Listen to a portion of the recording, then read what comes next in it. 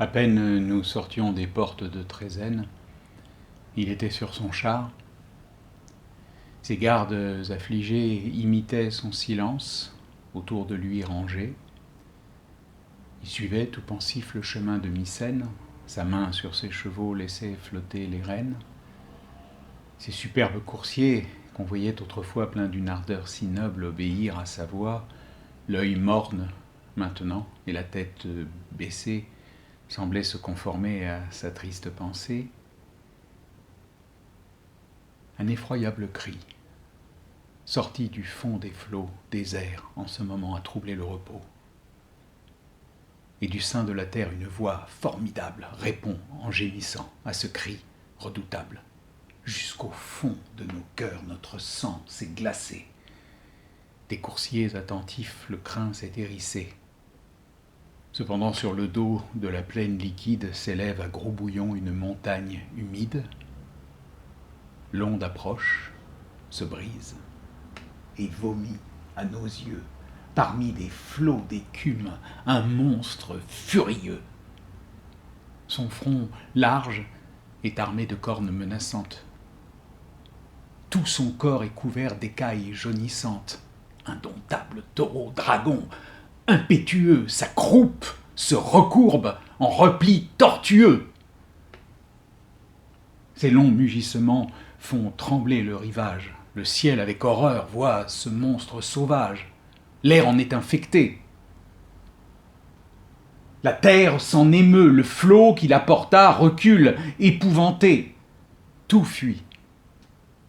Et sans s'armer d'un courage inutile, dans le temple voisin, chacun cherche un asile.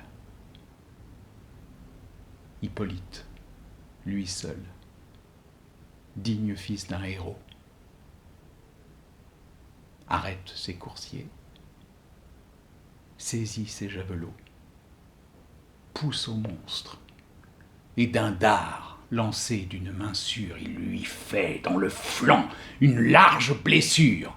De rage et de douleur, le monstre, bondissant, vient au pied des chevaux, tombés en mugissant, se roule, et leur présente une gueule enflammée qui les couvre de feu, de sang et de fumée.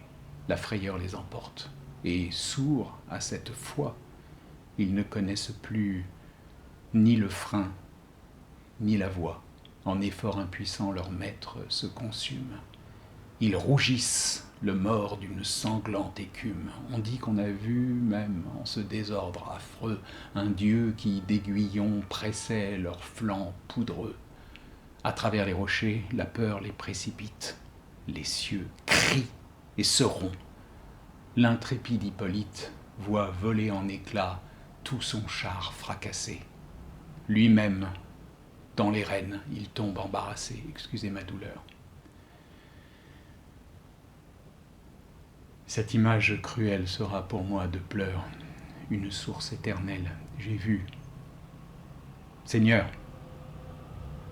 j'ai vu votre malheureux fils traîné par les chevaux que sa main a nourris. Il veut les rappeler, sa voix les effraie. Il court, tout son corps n'est bientôt qu'une plaie. De nos cris douloureux, la plaine retentit. Leur fougue impétueuse enfin se ralentit, ils s'arrêtent non loin de ces tombeaux antiques où des rois, ses aïeux, sont les froides reliques.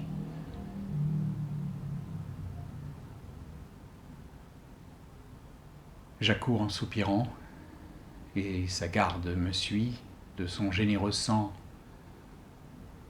La trace nous conduit, les rochers en sont teints, les ronces dégoûtantes portent de ses cheveux les dépouilles sanglante.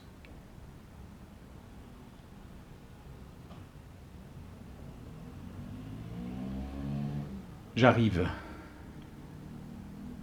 je l'appelle, et me tendant la main, il ouvre un œil mourant